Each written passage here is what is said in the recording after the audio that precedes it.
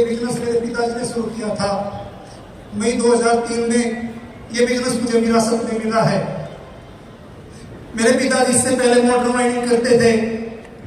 हमारे परिवार में मेरी दादी जी, मेरे मम्मी, मेरे पापा, 5 बहनें और मैं एक भाई। इस सिस्टम से पहले जब वो मोटर माइनिंग करते थे तो 9 आदमियों का परिवार, जिसमें मेरी दादी बीमार रहती थी और मोटर माइनिंग से हमारा गुजर बसर अच्छा नहीं चल रहा था। आर्थिक स्थिति बहुत अच्छी नहीं थी। कई बार दादी जी की दवाई लाने के लिए अगर पैसे लेने पड़ते थे, किसी से दाल मांगना पड़ता था। आर्थिक स्थिति बहुत अच्छी नहीं थी।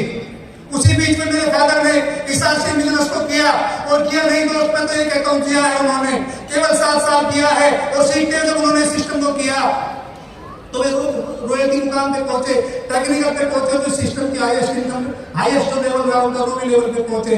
और जो रूबी लेवल पे पहुंचे तो एक अच्छी इनकम ला करके महीना की इनकम इस सिस्टम में आती रही, आने लगी। और दुनिया की सारी खुशियां हमारे परिवार में आ रही थी और ये दुनिया बहुत जबरदस्त लग रही थी, अच्छी दिखाई दे रही थी। लेकिन वो 24 जून का वो काला दिन आज मैं अगर याद करता हूं तो वास्तव में मेरी रूह कांप उठती है।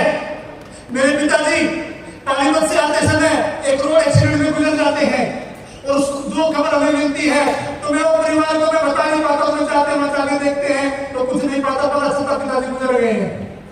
24 जून 2010 का वो दिन अगर हमारे परिवार की बात करूं तो मैं याद करके रोता हूं और मुझे कुछ नहीं सोचता मैं क्या करूं क्या नहीं करूं। 2 से 2.5 महीने मैं उन दिनों पढ़ता था जब मेरे पापा इस आश्रम को करते थे। मैं उन दिनों पढ़ता था, मेरी उम्र 20 से 21 साल की थी और जो गुजर गए तो मैं एक रोता एक बारिश अपने परिवार में था। 5 बहनें मेरी थी और सारी जिम्मेवारियां मुझ पे आ गई। और मेरी मम्मी पूछती थी मेरे से, बेटा अब कैसे होगा, अब कैसे होगा? तो मेरे पास कोई जवाब नहीं होता था और हम और हमारी बहनें और मेरी मम्मी बैठ के रोती थी।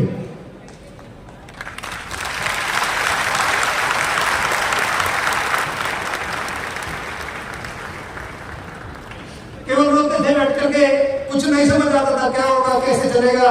लगभग 2-2.5 महीने ऐसे ही निकल जाते हैं। एक दिन हमारी ग्रेट अपलाइन मिस्टर सुशील भारद्वाज साहब का हमारे पास फोन आता है और बोलते बेटा क्या कर रहे हो? मैंने कहा सर कुछ दिखाई नहीं देता, घर कैसे चलेगा, मेरी बहनों की पढ़ाई कैसे होगी, कहां से आटा आएगा, कहां से तेल आएगा, कुछ समझ नहीं आ रहा है। बस रोते रहते और क्या करें क्या नहीं करें, समझ नहीं आ रहा कैसे होगा। उन्होंने कहा बेटा घबराओ मत, आपके पापा की जो कमी है वो इस दुनिया में कोई पूरी नहीं कर सकता, लेकिन उनके जाने के बाद जो आटा तेल, जो आपके परिवार की जो पढ़ाई लिखाई, आपकी बहनों की जो पढ़ाई लिखाई है, ब्याह शादी के जो खर्चे वो आपसे कमी नहीं आने देगा। ये वादा करता है आपसे बिजनेस। यस। और तुम्हारे पापा कुछ ऐसा काम करके गए हैं कि अब भी लाखों रुपए महीना की इनकम आप लोगों के बैंक अकाउंट में आ रही है। जब उन्होंने ऐसा कहा तो भी विश्वास नहीं हुआ, लगता ऐसा कुछ हो सकता होगा, ऐसा बिलीव नहीं था। और ये बात मैंने अपनी मम्मी से जाके कही कि आज तो सर का फोन आया था और वो बोलते थे कि आपके अकाउंट में अभी लाखों रुपए महीना की इनकम आ रही है, क्या कुछ ऐसा हो सकता है? मम्मी जी उन्होंने कहा बेटा तुम्हारे पापा एक बात बोलती थी, मैं सब मीटिंग उनके साथ जाती थी तो एक बात बोलते थे, अगर अपने बच्चों से सच्चा प्यार करते हो तो इस आश्रम बिजनेस को जरूर कर लेना।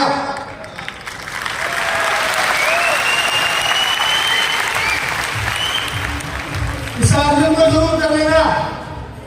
और उसके बाद उन्होंने कहा हो सकता चलो कल जाके बैंक में देखते हैं, ऐसा हुआ तो बहुत सारी समस्या और प्रॉब्लम जो परिवार में आ रही है, जो दिखाई दे रही दूर हो सकती है।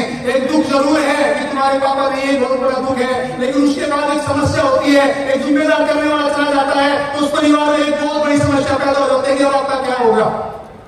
हम अगर बैंक में जाते हैं, बैंक में जाने के बाद जैसे हम बैंक में एंटर करते हैं तो जो बैंक मैनेजर थे वो मेरे पापा के अच्छे दोस्त थे और जैसे हम बैंक में घुसे तो बोलते बेटा आज पापा नहीं आए क्या? 2-2.5 महीने से पापा नहीं दिखाई दे रहे हैं। मैंने कहा सर जैसे वो ऐसा बोलते हैं मेरी मम्मी और हम रोने लगते हैं, समझ नहीं आता किन शब्दों में उनको बताए।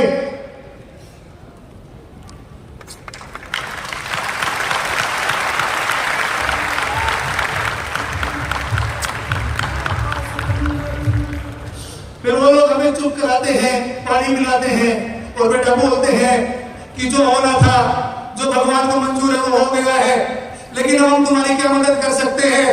हम पानी पीते हैं, उसके बाद बोलते हैं सर एक बार हमें ये बता दीजिए कि ये हमारे सीनियर साथी बताते हैं कि अब भी लाख रुपए महीना की अर्निंग आपके अकाउंट में आ रही है, क्या पैसा अब भी सच में आ रहा है? तो वो अकाउंट चेक करते हैं और अकाउंट चेक करने के बाद बोलते हैं, हाँ बेटा अभी तुम्हारे पापा के जाने के बाद लगभग 7 से 8 लाख रुपया बैंक अकाउंट में आ चुका है।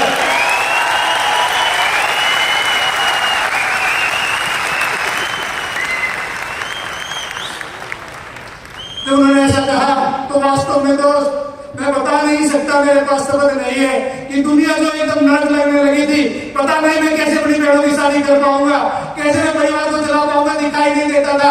रूह कांप जाती थी। अगर मैं आज भी आशियम से अलग अपने आप को जुदा करता हूं तो मेरी रूह कांप जाती है कि जीवन कैसा होगा। तो उसी की बदौलत मेरी आज 4 बहनें, उनमें से एक बहन की मैंने शादी की है, उसके बाद मेरी 3 बहनें आज एमए और बीएड करके बीए करके, 2 बहनें मेरी आज हरियाणा सरकार में गवर्नमेंट जॉब में है, सेवाएं दे रही है। एक बहन जिसको मेरे पापा सपना देखते थे कि इस बच्ची को मैं प्लेयर बनाऊंगा, इस बच्चे को प्लेयर बनाऊंगा, उस समय मेरी बहन लगभग 4 से 5 साल की थी। लेकिन जैसे गुजर गए, गुजरने के बाद मेरी बहन को मैंने कहा वो प्ले थोड़ा गेम में आगे बढ़ी, थोड़ा उम्र बढ़ी, तो मैंने उसको गेम में डाला। और गेम में डालने के बाद जो गेम की जरूरत होती थी, जो पैसे की जरूरत होती थी, जो आज से मैं दे रहा था, उसकी बदौलत आज मेरी वो बहन सीनियर नेशनल में गोल्ड मेडलिस्ट है।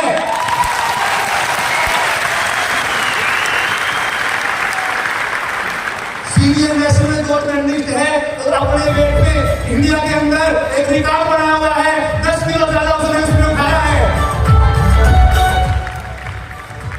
10 किलो ज्यादा उठा के अपना रिकॉर्ड बनाया हुआ है और एक से में सिलेक्शन हो चुका है और आज वो रेलवे में सीनियर टीडी की पोस्ट में अपनी सेवाएं दे रही है।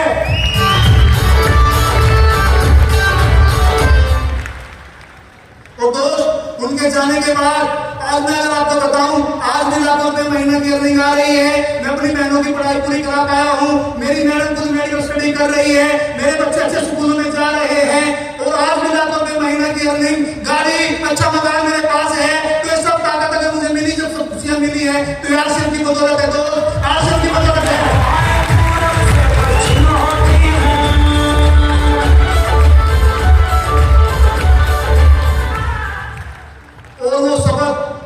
वो सबक जो मुझे मेरे पिताजी के जाने के बाद याद आते हैं और समझ आते हैं, उस समय समझ नहीं आई थी कि इन शब्दों की वैल्यू क्या है। क्योंकि आपके परिवार में जो बच्चे हैं, जब आप अपने बच्चों को समझाते हैं या उन्हें कुछ बताने की कोशिश करते हैं तो बच्चे समझते नहीं है, क्योंकि उन्हें दुनियादारी का ज्ञान नहीं होता।